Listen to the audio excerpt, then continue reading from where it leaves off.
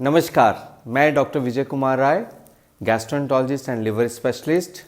आज 15 साल से आप सबकी सेवा कर रहा हूँ इस फील्ड में और मैं लिव गैस्ट्रो सेंटर से जुड़ा हुआ हूँ। आज मैं आपके साथ बात करूँगा GERD के बारे में। GERD मतलब गैस्ट्रो इसोफेजियल रिफ्लक्स डिजीज़, जिसको हम शॉर्ट फॉर्म में GERD भी बोलते हैं। ये टॉपिक मैंने क्यों चूज़ किया है, उसका एक मुख्य रीज़न ये है कि 10% लोग रफली, यानी कि आप सोच लीजिए करीब 15 करोड़ लोग GERD से ग्रसित हैं और उनको पता भी नहीं है। मैक्सिमम लोगों को पता भी नहीं है कि उनको GERD हो रहा है, क्योंकि उनको नॉलेज नहीं है इसके बारे में। और या तो नॉलेज नहीं है, या तो मेडिकल फैसिलिटी नहीं है, या तो कुछ फाइनेंशियल रीज़न है जिसके कारण वो अपना इलाज नहीं करा पाते। तो इस प्लेटफॉर्म के माध्यम से मैं उन सब लोगों से भी पहुंचना चाहता हूं और उनकी हेल्प करना चाहता हूं। तो GERD में क्या होता है? GERD में क्या होता है कि एसिड जो स्टमक में बनता है, हाइड्रोक्लोरिक एसिड, बहुत स्ट्रॉन्ग एसिड होता है जिसका pH करीब 2 के आसपास रहता है। ये एसिड जो होता है ये ऊपर आने लगता है। नॉर्मली एसिड को नीचे जाना चाहिए, ये ऊपर रिफ्लक्स होने लगता है। जब नीचे जाने पे क्या होता है, हमारे जो गॉल ब्लैडर है, हमारा जो पैनक्रियास है, वो बाइकार्बोनेट और ढेर सारे एंजाइम सिक्रेट करता है जो इस pH को न्यूट्रलाइज कर देता है, जो इस एसिड को न्यूट्रलाइज कर देता है।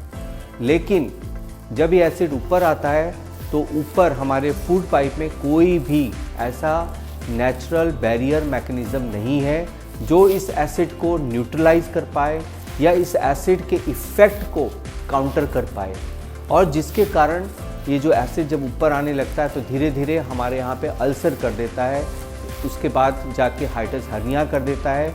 और अगर ये एसिड लॉन्ग स्टैंडिंग तक ऐसे ही चलता रहे, ऐसे रिफ्लक्स होता रहे, तो कई सालों में जाके ये कैंसर भी करता है। पहले हमारे इंडिया में जो फूड की पाइप का स्क्वेमस सेल कार्सिनोमा बहुत कॉमन हुआ करता था, लेकिन आज ये पूरी तरह चेंज हो गया है। अब स्क्वेमस की जगह एडिनोकार्सिनोमा कॉमन हो गया है। स्क्वेमस सेल कार्सिनोमा सिगरेट या सुर्ती खाने या तंबाकू खाने से ये होता था, जो पहले इंडिया में बहुत कॉमन था। आज की डेट में एसिड रिफ्लक्स इतना ज़्यादा कॉमन हो रहा है कि उसके कारण जो है हमारे जो इसो फूड पाइप और स्टमक का जो जंक्शन है, वहाँ पे अल्सर होते होते वहाँ पे एडिनोकार्सिनोमा बन रहा है और वो धीरे धीरे हम लोगों को ज़्यादा मिल रहा है। तो आप समझ सकते हैं कि GERD का कितना इम्पैक्ट हो रहा है, और ये इम्पैक्ट ज़्यादातर साइलेंट है। बहुत सारे लोग इस चीज़ को समझ नहीं पा रहे हैं। अब हम समझते हैं कि GERD की समस्या अभी क्यों इतनी ज़्यादा बढ़ गई है। अभी इसलिए ज़्यादा बढ़ गई है क्योंकि ज़्यादातर हम लोग अब वेस्टर्न लाइफस्टाइल को फॉलो कर रहे हैं। वेस्ट में यानी अमेरिका, यूरोप में GERD हम लोगों से भी ज़्यादा कॉमन है। वही चीज़ें हम लोग सीख रहे हैं। हम लोग जंक फूड ज़्यादा खा रहे हैं, हमारा जो खाने का जो आउटिंग है वो ज़्यादा हो गया है। स्विगी है, जोमेटो है, हमारे घर पे डिलीवर कर दे रहा है। तो जंक की जो अवेलेबिलिटी है वो बहुत जल्दी बढ़ गई है, और जिसके कारण जो शुद्ध खाना जो हमारे घर का है वो हम ना खाकर ज़्यादातर हम oily, spicy food, sugary food ये सब ज़्यादा खा रहे हैं। तो खाना एक जो पैटर्न चेंज हुआ है, ये एक बहुत इंपॉर्टेंट रीज़न है, ये GERD में कन्वर्ट होता जा रहा है। दूसरा रीज़न है स्ट्रेसफुल लाइफस्टाइल। आज आप देखिए सब लोग भाग रहे हैं, दौड़ रहे हैं, किसी को आराम बिल्कुल नहीं है। सब लोग करियर के पीछे भाग रहे हैं या कोई और चीज़ में भाग रहे हैं, भागे जा रहे हैं। उस भागा भागी में जो एसिड प्रोडक्शन है वो काफ़ी ज़्यादा बढ़ गया है, और जब एसिड प्रोडक्शन बढ़ेगा तो GERD का समस्या भी बढ़ेगा। इसलिए मैं अपने सारे पेशेंट को बोलता हूँ कि नो हरी, नो करी, नो वरी। मतलब हरी में मत रहिए, वरी मतलब स्ट्रेस मत लीजिए, और करी मतलब मसालेदार चीज़ें, जंक फूड मत खाइए। ये 3 चीज़ आप हमेशा दिमाग में रखिए, आपको GERD कभी भी नहीं होगा। तो थर्ड पार्ट जो मैंने बताया वरी, तो वरी हमारा तीसरा रीज़न है जिसके कारण GERD का समस्या बढ़ता ही जा रहा है। वरी बहुत सारी चीज़ों का वरी, आजकल का जो कॉम्पिटिटिव एनवायरनमेंट है जिसके कारण लोगों को अपना जॉब सिक्योरिटी और सोशल सिक्योरिटी का एक अभाव सा हो गया है। लोग इनसिक्योर फील कर रहे हैं। पहले हम लोग जॉइंट फैमिली में रहते थे, एक आदमी नहीं कमा रहा है, एक आदमी ठीक से नहीं कर रहा है, दूसरा लोग सपोर्ट कर देते थे। आजकल हमारा फैमिली सपोर्ट भी कम हो गया है और सोशल सपोर्ट भी काफ़ी कम है, जिसके कारण जो एक इंडिविजुअल जो अपना जो एक इंडिविजुअल जो फैमिली में चल रहा है, हस्बैंड वाइफ और बच्चे हैं, तो यही लोग आपस में कम्युनिकेट कर रहे हैं।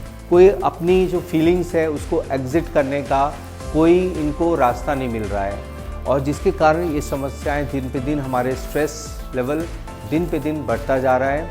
और ये इम्पॉर्टेंट रीज़न है। स्ट्रेस जब बढ़ता है तो हमारे जो ब्रेन से सिग्नल जाते हैं हमारे गट को, वो बढ़ जाते हैं, एसिड सिक्रेशन बढ़ने लगता है, बहुत सारे ढेर सारे एंजाइम बढ़ने लगते हैं और वो सारे ऊपर रिफ्लक्स होने लगते हैं और जीआरडी का समस्या आने लगता है। अब हम आते हैं इसके ट्रीटमेंट में। ट्रीटमेंट है इसका जो है दवाओं से इसका ट्रीटमेंट किया जाता है, लेकिन दवा के अलावा जितने जो मैंने फैक्टर्स बताए, अगर ये ठीक नहीं होंगे तो वो दोबारा रिलैप्स हो जाएगा। इसीलिए मैं आपको कुछ टिप्स देना चाहता हूँ। अगर आप उसको फॉलो करेंगे तो आपको जीआरडी भी नहीं होगा और जीआरडी के ट्रीटमेंट के बाद रिलैप्स होने के चांसेस काफ़ी कम हो जाएंगे। तो ये क्या टिप्स हैं वो मैंने 3 में क्लासिफाई किया है, जस्ट 3 पॉइंट्स। 3 पॉइंट्स कैसे? सुबह का उठना, दिन का काम और रात का सोना, ये 3 चीज़ें पे आपको गौर करना है। सुबह का उठना, उसको क्या करना है, एक फिक्स टाइम से आपको उठना है। फिक्स टाइम से उठ के आपको फ्रेश होके अर्ली ब्रेकफास्ट करना है। ब्रेकफास्ट जो करना है वो आपका सॉलिड ब्रेकफास्ट होना चाहिए और अच्छी क्वांटिटी में होना चाहिए। ब्रेकफास्ट आपको धीरे धीरे खाना है, हरी में नहीं। खाने में हड़बड़ी नहीं करनी है, थोड़ा टाइम दीजिए, ज़्यादा टाइम नहीं लगेगा। 10 से 20 मिनट से ज़्यादा एक ब्रेकफास्ट ख़त्म करने में टाइम नहीं लगता है, वो लोग भी टाइम नहीं दे पाते हैं। और ब्रेकफास्ट करने के वक्त सिर्फ ब्रेकफास्ट करें, न कि टीवी देखें, न तो मोबाइल देखें, न तो इसको कुछ बोल रहे हैं उसको कुछ बोल रहे हैं, नहीं। ब्रेकफास्ट मतलब पूरा आपका अटेंशन ब्रेकफास्ट पे होना चाहिए, पेट भर के होना चाहिए। इससे क्या होगा फ़ायदा कि जो भी एसिड जो लेवल होता है हमारे बॉडी में वो मॉर्निंग में सबसे ज़्यादा होता है।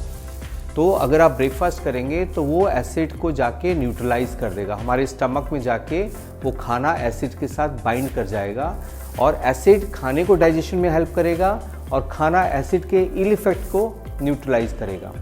अगर आप खाली पेट रहेंगे, सिर्फ कॉफ़ी चाय पी के निकल गए या कुछ एक छोटा सा खा के निकल गए, तो आपकी एनर्जी भी लो रहेगी, आपका एसिड भी ज़्यादा होगा, वो एसिड ऊपर आएगा और जीआरडी को बढ़ाएगा। तो मॉर्निंग रूटीन वेरी इंपॉर्टेंट। और हो सके तो थोड़ा मेडिटेशन करिए जिससे मन को शांति मिले, थोड़ा एक्सरसाइज करिए और ये आप अपने डेली रूटीन में 10-10 मिनट का ज़रूर डालें। सेकंड, मैंने बोला दिन का टाइम। दिन का टाइम ज़्यादातर हम लोग ऑफिस में या काम में बिताते हैं, वो कैसा होना चाहिए?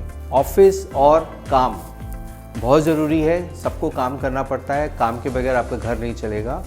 काम जब भी आप करें तो एक सिस्टमेटिक वे में करें, एक पूरा दिन का एक शेड्यूल तैयार करें कि मुझे आज ये काम करना है। मन लगा के काम करें, ये मत सोचिए कि काम बेकार है, ये यूज़लेस है, ये मेरे को पसंद नहीं है और ये मैं नहीं करूँगा। नहीं, जो आपको काम मिला है आप उसी में इंटरेस्ट निकालिए, उसके ऊपर उसको समझिए कि ये मेरे लिए बेस्ट है, आप उससे भागिए मत। उस काम को बहुत अच्छे से जब आप करेंगे तो आपके अंदर एक सेटिस्फेक्शन का फीलिंग आएगा। कोई भी काम उठा लीजिए, चाहे बर्तन धोने से लेके बड़ा से बड़ा ऑफिस वर्क, अगर आप अच्छे से परफॉर्म करते हैं तो आपके ब्रेन को एक सिग्नल जाता है कि एक कॉर्टिसोल रिलीज होता है जो आपके बॉडी को पूरा रिलैक्स करता है। आजकल के लोग काम को स्ट्रेस बना लिए हैं, काम कोई स्ट्रेस नहीं है। काम अगर एक आदमी को मैं घर पे बिठा दूं, 3 महीने के लिए घर बिठा दूं, खाना पीना दूं, भाई तुम्हें कुछ काम नहीं करना है, 3 महीने में वो आदमी बीमार हो जाएगा, बोर हो जाएगा। क्यों? क्योंकि काम ही आदमी को जिंदा रखता है। तो आपका काम जो होना चाहिए वो स्मूथ भाव से चलना चाहिए, सिस्टम से चलना चाहिए, उसका सिस्टम तैयार करिए। जहाँ काम में प्रॉब्लम आ रही है उसको लिखिए, उसको सॉल्व करिए। एंड लास्ट, अब हम लास्ट पॉइंट पे जा रहे हैं, स्लीप। रात को आप जाएं तो खाने और सोने में 2 घंटे का अंतर होना चाहिए। ये नहीं कि रात को गए, खाना खाए, सो गए। तो पूरा खाना जब आप सोते हो तो ग्रेविटी का इफेक्ट कम हो जाता है, आप ऐसे सीधे सो जाते हो, खाना स्टमक से पूरा आपके फूड पाइप में ईजिली ट्रैवल कर जाता है, एसिड पूरा ऊपर ईजिली ट्रैवल कर जाता है। लेकिन जब आप खड़े होते हो तो ग्रेविटी के इफेक्ट के कारण खाना नीचे रहता है, वो ऊपर नहीं जा पाता है। तो इसलिए खाने और सोने में 2 घंटे का गैप दें। खाने, रात का खाना थोड़ा कम खाएं, पूरा पेट भर के ठूस के ना खाएं, धीरे धीरे अगेन खाना धीरे धीरे चबा चबा के खाएं। और रात के खाने में कोशिश करें मिर्च का प्रयोग कम से कम हो। दिन के खाने में थोड़ा मिर्च वगैरह मसाला खा सकते हैं, लेकिन रात के खाने में आप मिनिमम मिर्च का प्रयोग करें। बहुत ज़्यादा रिच खाना, ग्रीजी फूड जो होते हैं, ऑयली फूड होते हैं या नॉनवेज फूड हैं, वो थोड़ा कम खाएं। नॉनवेज जो है मैं बोलूँगा कि आप दिन को खाइए और वो भी थोड़ा कम खाइए। दिन में आप वॉक करते हो, मूव करते हो, एक्टिव रहते हो, तो खाना जल्दी जल्दी नीचे जाता है, वो रिफ्लेक्स नहीं होता है। लेकिन रात को आप जाके आप रिलैक्स करने लग जाते हो, सो जाते हो, बैठ जाते हो, वो खाना जल्दी डाइजेस्ट नहीं होता है और ऊपर आता है। तो मैं आपको ये एडवाइस करूँगा कि नॉनवेज या स्पाइसी फूड या ग्रीजी फूड खा रहे हैं उसको आफ्टरनून में खाइए या मॉर्निंग में खाइए, और रात का डिनर लाइट फूड से करें। इससे आपका मोटापा भी नहीं बढ़ेगा, आपका रिफ्लेक्स भी ठीक रहेगा, आपका डाइजेशन भी अच्छा होगा।